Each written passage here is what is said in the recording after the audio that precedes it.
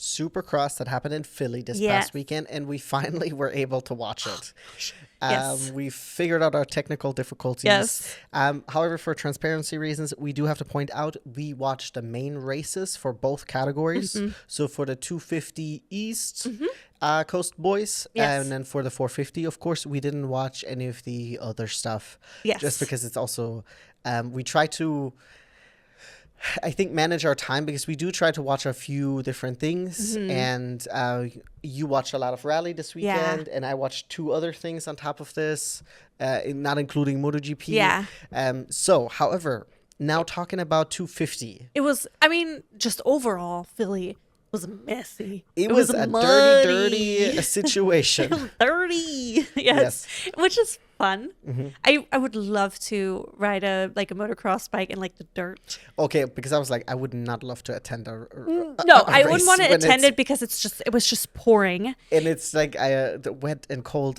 No. But I would like to I would like to ride a dirt bike on dirt, sandy dirt. But I also would like to just test it in a mud, not the deep mud where the ruts where you can get stuck and you have to push it through and all that stuff. But just to get a little dirty. And then after but I did. I have to say it because we laughed about it while we were watching, because obviously all the riders got really dirty, and I'm sure Cole Davis was not the only one. But he has a white suit on. And it's then just the wrong color. There was and then it was just mud on the wrong parts of his body, so it looked like he had shat himself. He had the poopy pants. And it was just, I was cracking up in the moment when I'd seen it because his front was completely dirty. You couldn't actually tell from the front which color he was wearing. And then from the back, most of his back was white, and then his booty was white. But then when he lifted up, and you could see just And I do think in this case, in general, it's of course helpful, but the green light is so incredibly helpful in a race like this to identify who's who and where's what and who's the leader. Exactly. At least who's the leader, because you can't even see the number plates. No, that's exactly what it is. You can't see the number plate. At least you can tell, this is the leader, timing chart, this is, Yes. So the start of the race, actually, we had Seth Hammaker he got the whole shot, which was really exciting, and which was also very important. It was important because he needed to win this race in order for him to keep his foot in the championship. It was very important for him to have a really good race, so he could still contend for it.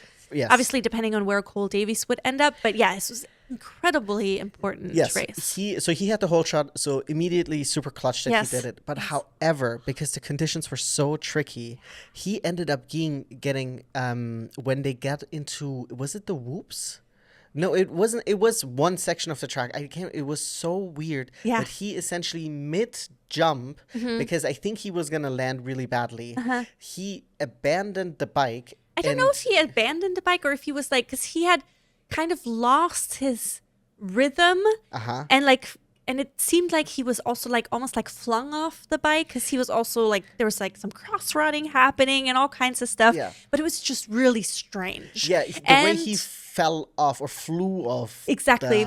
The very, bike. very strange. And he was so lucky. He was so lucky. Because Cole Davis was right behind him, and I'm sure it was a matter of less than inches, centimeters, millimeters of Cole Davis landing on Seth Hammaker versus, luckily he didn't land on Seth Hammaker. We saw it earlier this season when, was it Justin Barsha that landed on Malcolm Stewart's shoulder? And his shoulder got dislocated? Yes, could be. We've had multiple incidences, I think, this season where people have it's not uncommon, depending on where you fall.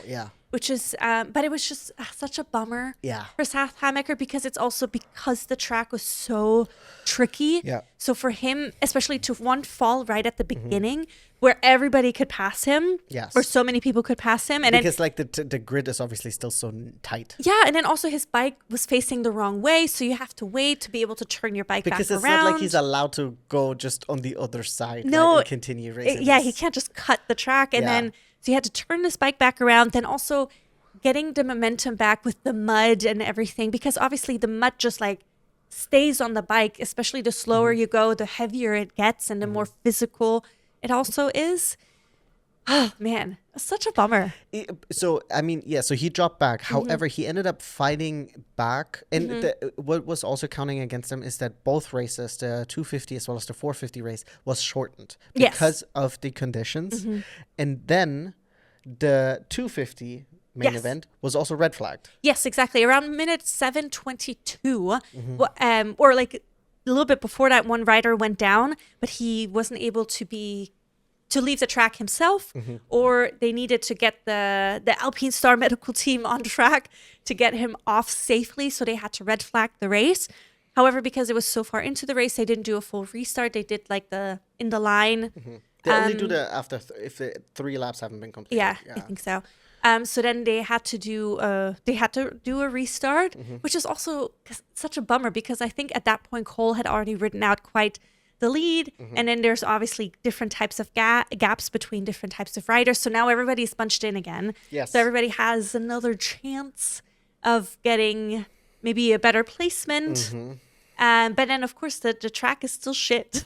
The track was just like difficult conditions. I think for the 450, they ended up even adjusting the track itself. No, I thought they did that before the main event. Yeah, for the main event. No, before both main events. Before both main events. They took out one section that it seemed like very treacherous. I mean, if you watched all of it, you probably can fill us in a little bit more about it.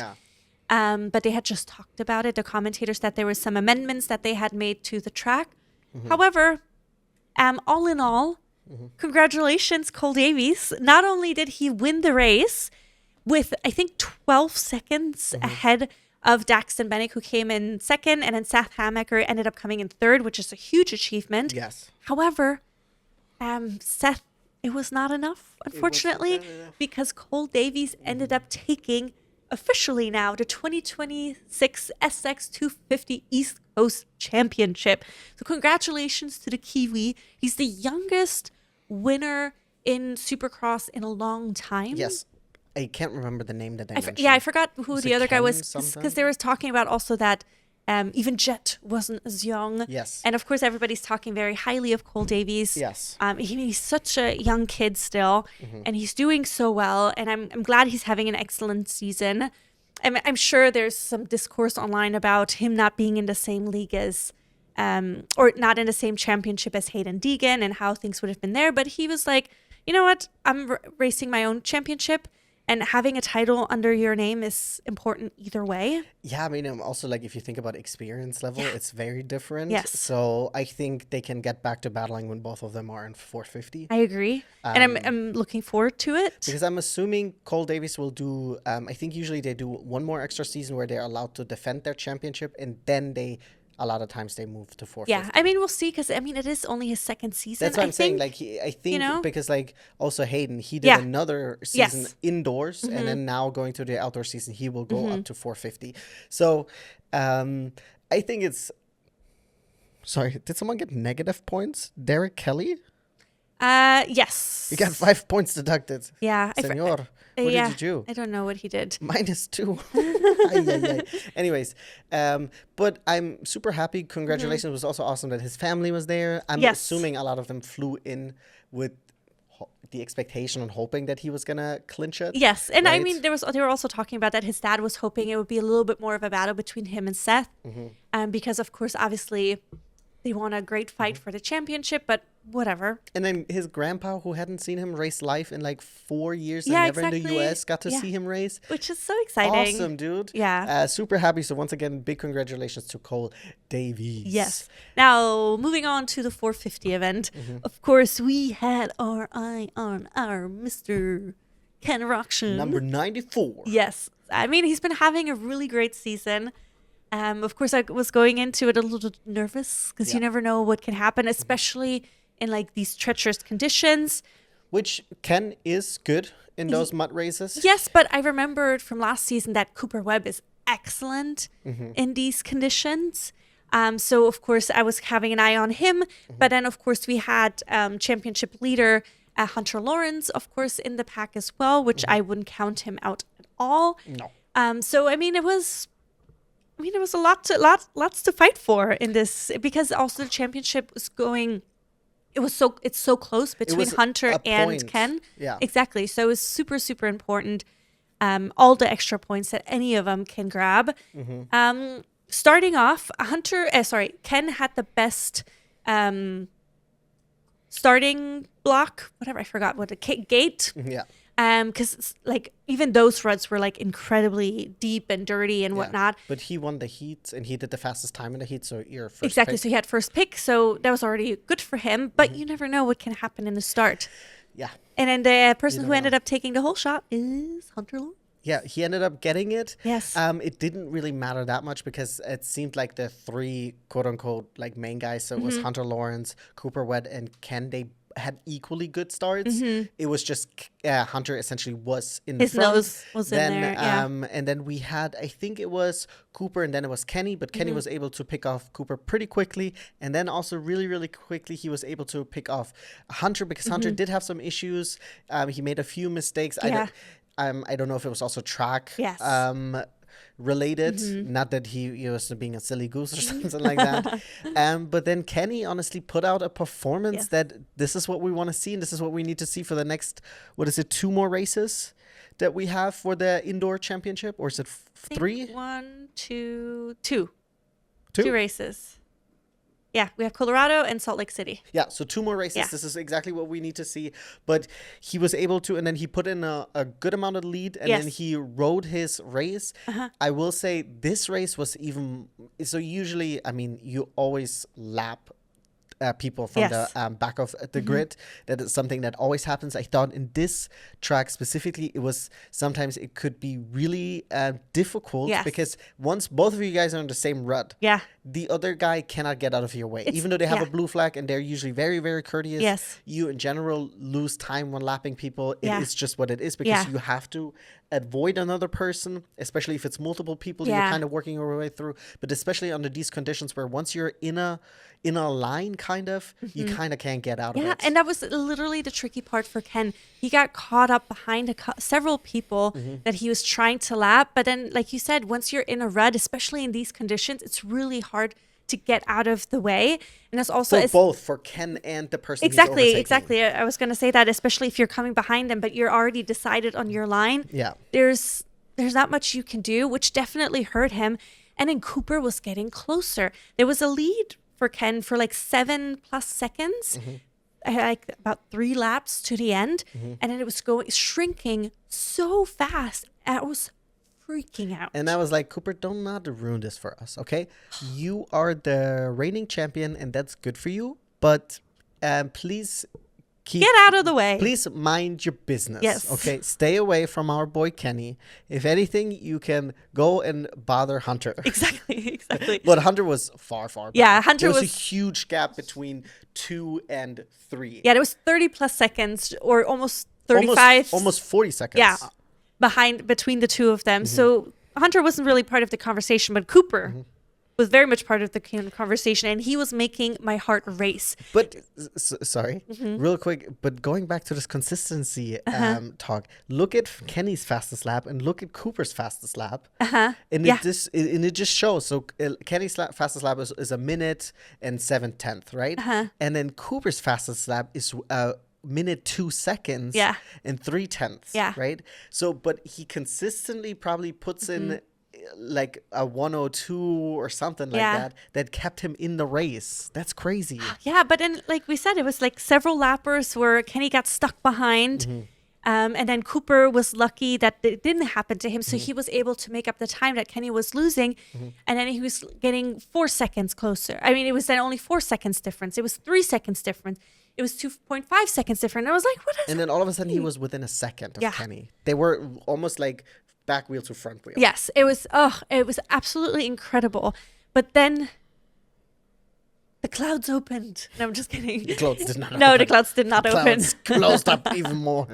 But no, there was some free space for Kenny, and he suddenly had this big urgency. I mean, obviously, because he also knew that Cooper was coming behind him. He stepped on it. He had some free air essentially ahead of him, and he was able to take the win. Yeah, and he was able to get a little bit of a gap in there between. So Kenny ended up winning with 2.4 seconds, and then Cooper Webb ended up coming second, and third was Hunter Lawrence. Yes.